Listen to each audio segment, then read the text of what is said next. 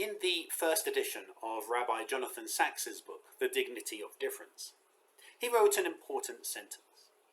In heaven there is truth, with a capital T. On earth there are truths, with a lowercase t. In heaven there is truth. On earth there are truths. This was a really important statement by the Orthodox chief rabbi, recognizing multiple truths on earth.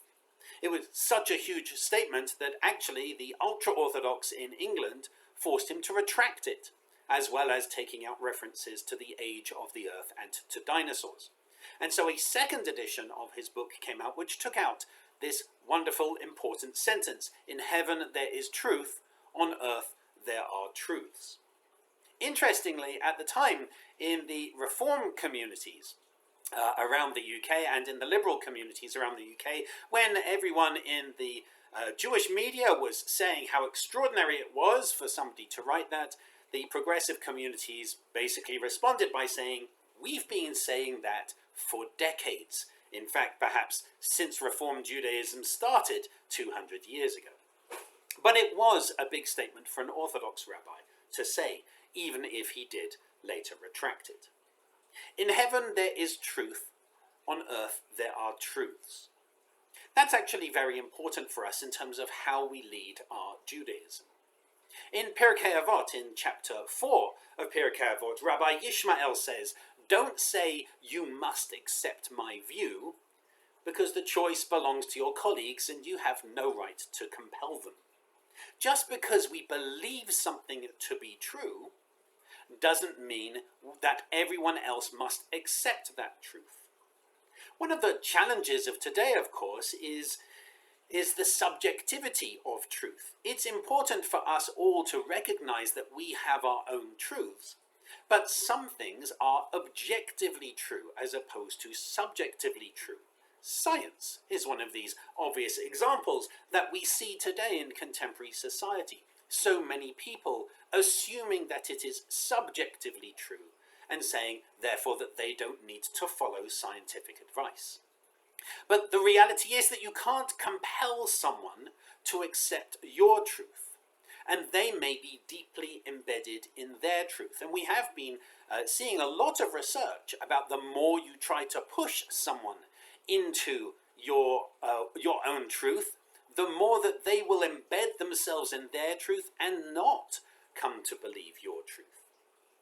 What does that mean for us as Jews? Well, it's interesting because what we often take to be true in Judaism is just true from our perspective. It's fascinating to me whenever I see online people say, well, Jews believe this, or Jews say this. And very often I find myself responding saying, I don't, and I'm a Jew.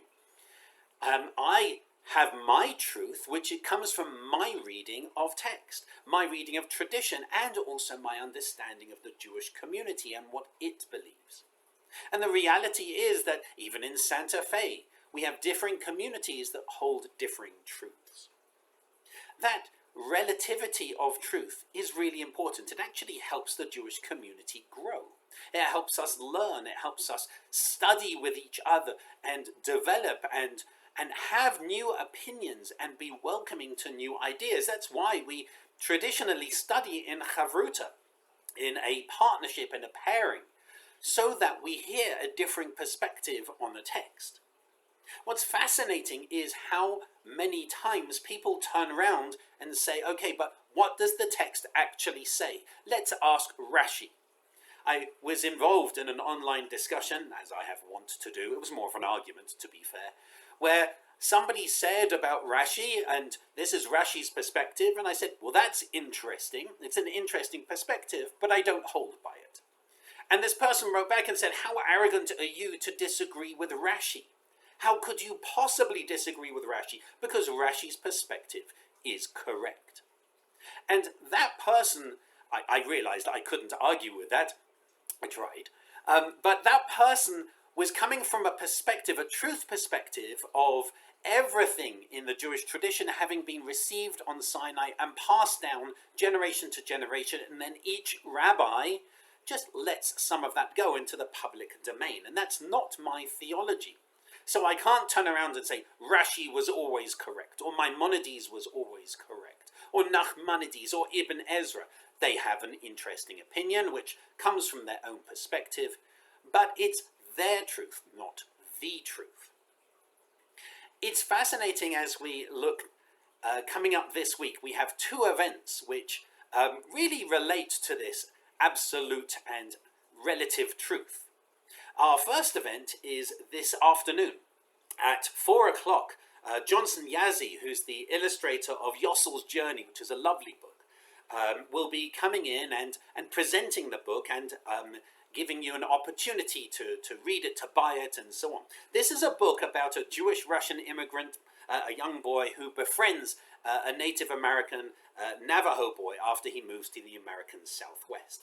And it really shows that difference of opinion, differing truths, how we come from differing perspectives. So I do invite you to join us at 4 p.m. this afternoon for Johnson Yazzie, the illustrator of this lovely book. And then, after that, we have our Kabbalat Shabbat service, which this week is at 5:30. Not 6:30, but 5:30, because it's a family service. So we invite you to come and hear Johnson Yazzie, and then stay for the family service. But the other perspective, relative absolute truth, comes out in another event this coming Tuesday as well, when Rabbi Jeffrey Dennis, the author of Jewish Myth, Magic and Mysticism, will be coming to Temple Beth Shalom at 7 p.m. on Tuesday to talk about why Jews are shamans in sportswear. And it's fascinating because I hear so many times people say, well, we don't do magic in Judaism, we don't do amulets, we don't have demons, we don't have all these kind of things, but we absolutely do. In fact, Talmud has extensive discussions about magic. For example, in Tractate Sanhedrin on page 67, we have this fascinating discussion about witches and warlocks and sorcerers and necromancers. It sounds like one of my Dungeons and Dragons adventures, frankly. Trying to explore what's the difference between all of these categories of people who do magic, and who should be punished and who not. For example, we see a fascinating text saying that you're not meant to do magic, and yet Rav Hanina and Rav Oshaya, every Shabbat evening before Shabbat would come in, they would engage in the study of the Sefer Yetzirah, the book of creation, and a calf, they would say the right words, and a calf would pop up, it would just appear before them, and so they would slaughter it and eat it for Shabbat.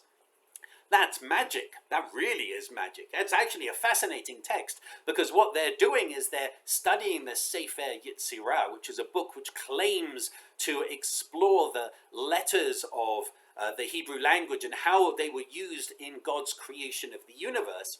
And if God creates using the letters, then we, in theory, should be able to create using letters too.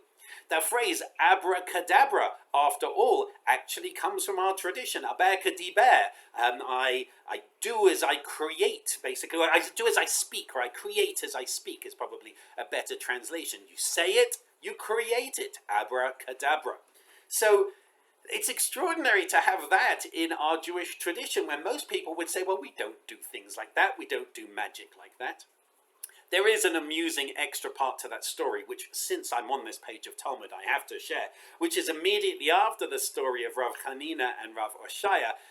We have Rav Ashi saying he's seen the tissue in the nostrils trick. He says, I saw Kana's father perform a magic trick in which he would blow his nose and cast rolls of silk from his nostrils by deceiving the eye. It's actually extraordinary that this magic trick is actually mentioned in Talmud. But that's not seen as a particular kind of magic, sorcery that should be punished. That's seen as sleight of hand. And sleight of hand is okay, although Talmud says you shouldn't do it just in case you get confused for someone who is actually a necromancer or a warlock or a sorcerer. This is all about differing perspectives, after all, about relative and absolute truth. People often absolutely say we don't have magic in Judaism, but when we look in the text, we find that we do. People often say we don't have amulets, we don't have incantations, we don't have spells, we don't have angels and demons. One text even says that there are so many demons around us that it looks like a heavy rainstorm, that there are so many demons surrounding us. That's a very different truth. That's a subjective truth, someone's view of the world in which we are surrounded by demons. That's a pretty dark and menacing truth. So I do invite you to also join us for Rabbi Jeffrey Dennis this coming Tuesday at 7 p.m. Why Jews are Shamans in Sportswear, to see that we do have these differing opinions in Judaism.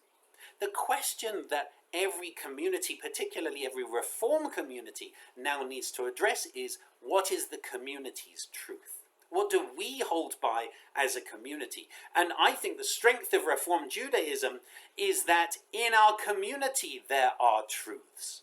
So Rabbi Neil could say one thing and say, that is true from my reading of texts. Cantiliana could read something and say, that is true from my reading of texts. And somebody in the community, in the pews, somebody on the board, somebody who's a volunteer could say, and this is my truth. The strength of Judaism is that we have multiple truths.